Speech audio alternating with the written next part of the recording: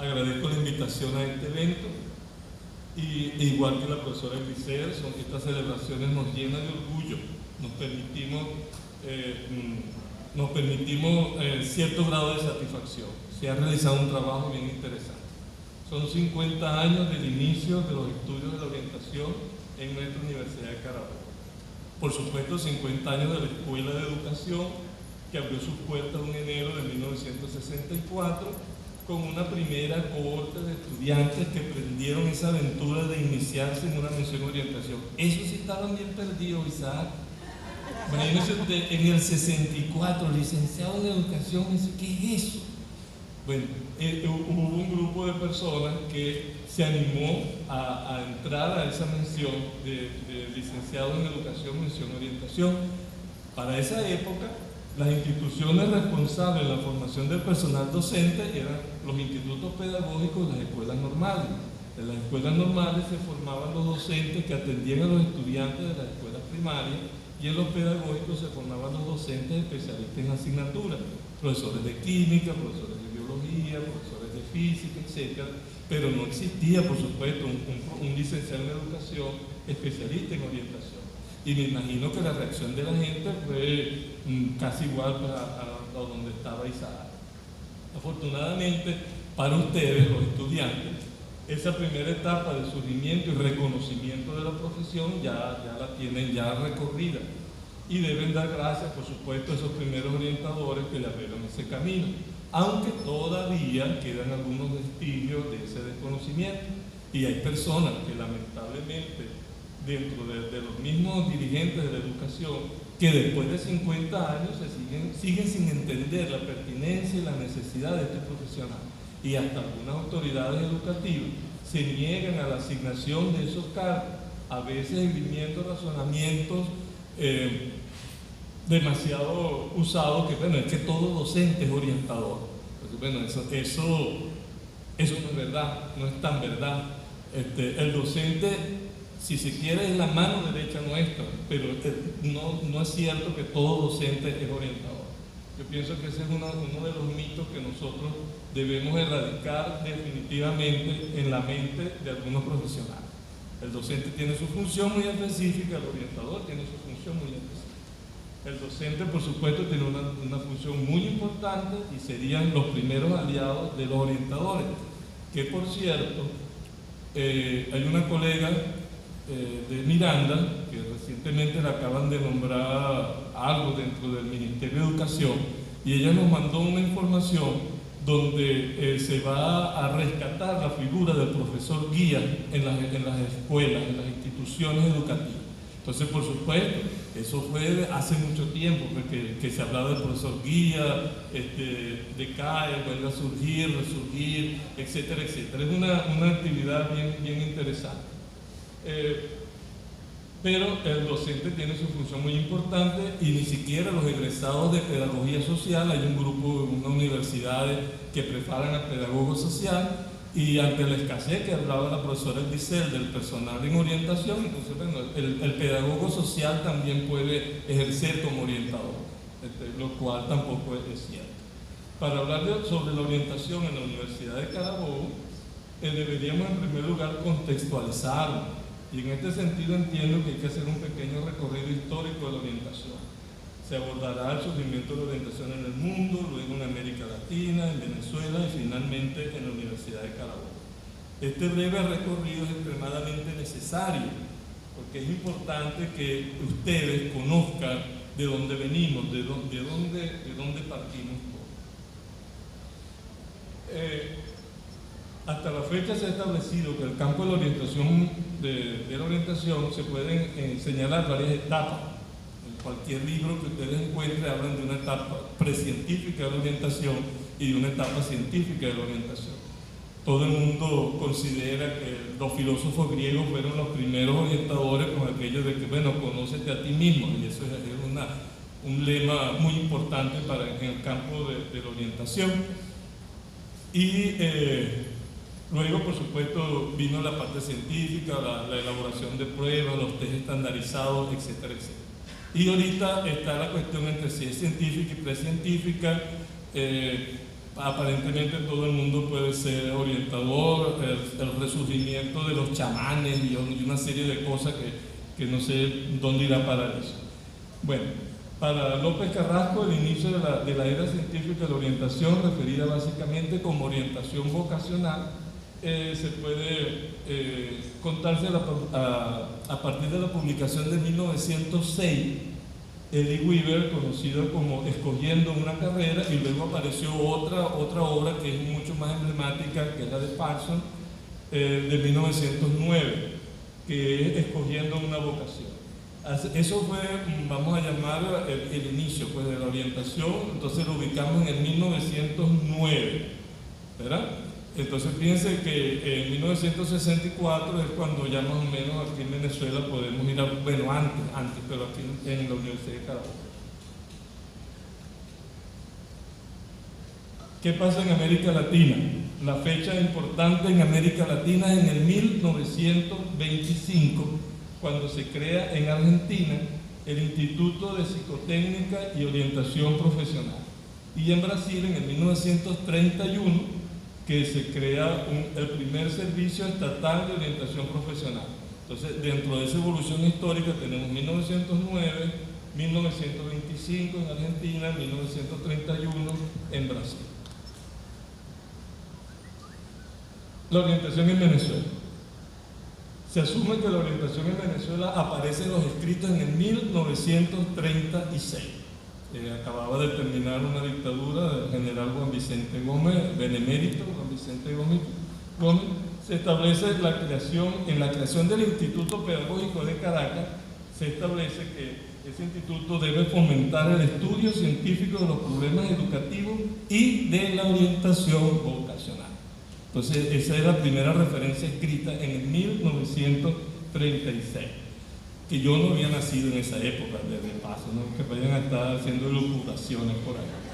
Después, todo esto lo encontré yo en libros, en textos, no estoy pensando otra cosa. Después, en la ley orgánica del 1940, se establecen hacer estudios prevocacionales en el primer ciclo preuniversitario. En el 1961 se funda el Instituto de Orientación Profesional del Consejo Venezolano del Niño y el Servicio de Orientación Escolar y Profesional del Ministerio de Educación. En el 1962 se crea el Servicio Nacional de Orientación en el Ministerio de Educación. Todas esas fechas son importantes porque en el 1962 se empieza el estudio de la creación de la mención orientación aquí en Carabobo. Y en el 1964, el Servicio Nacional de Orientación se transforma en División de Orientación del Ministerio de Educación. Y a partir de esa fecha, en todas las leyes promulgadas, aparece la orientación como parte fundamental del proceso educativo. Así está en la Ley de Universidades, que todavía está vigente, no sé por qué, bueno, sí sé por qué, está vigente. La Ley Orgánica de Educación de 1980 y la Ley Orgánica de Educación de 1909. En todas esas leyes aparece el orientador y aparece la orientación. Entonces, eso ustedes tienen que saberlo, pues los estudiantes de la mención tienen que conocer que hay un basamento legal que les da consistencia a ustedes mismos. Desde mi perspectiva, la orientación en Venezuela ha tenido 5 etapas muy bien definidas. Una primera de iniciación, luego de afanciamiento, una época dorada, una de declive y la actual de reafirmación. En esa época dorada fue brillante la orientación, el orientador tenía campo de acción en casi todos los ministerios. Antes existía un ministerio de la familia, ahí trabajaba el orientador. En el ministerio de prisiones o privados de libertad, como lo llaman ahora, allí trabajaba el orientador. En muchas partes, bueno, eso fue realmente la época dorada de la orientación desde mi punto de vista, que yo la puedo ubicar de 1991 a 1995. Después hubo una etapa de latencia que pudiera ser desde 1996 al 1999. Allí estábamos como apagaditos, pues allí estábamos que nada pasaba, estábamos así en medio embobados. Y afortunadamente en el 2000 se hizo el Congreso Mundial de Orientación, se invitó a la Asociación Internacional de Orientación, y a mi modo de ver, ese evento pudo congregar aquí en Valencia, en el Hotel Intercontinental en esa época, a muchos orientadores del país.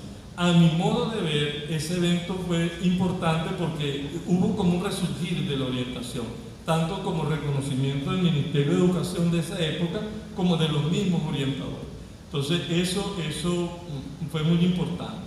Y en este momento, que es lo que estamos viviendo ahorita, desde el 2001 hasta la fecha, estamos viviendo, si se quiere, una etapa de reafirmación de la orientación. Ya llevamos 13 años en esa etapa de reafirmación, creo que se ha avanzado bastante. Se participó en un sistema nacional de orientación, que ustedes tendrían que tener acceso a eso. Desde mi punto de vista, eso está un poco engavetado, pero ustedes deben saber que existió un documento que se llama Sistema Nacional de Orientación, donde todas las universidades dieron su opinión con relación a cómo debería hacerse la orientación en nuestro país.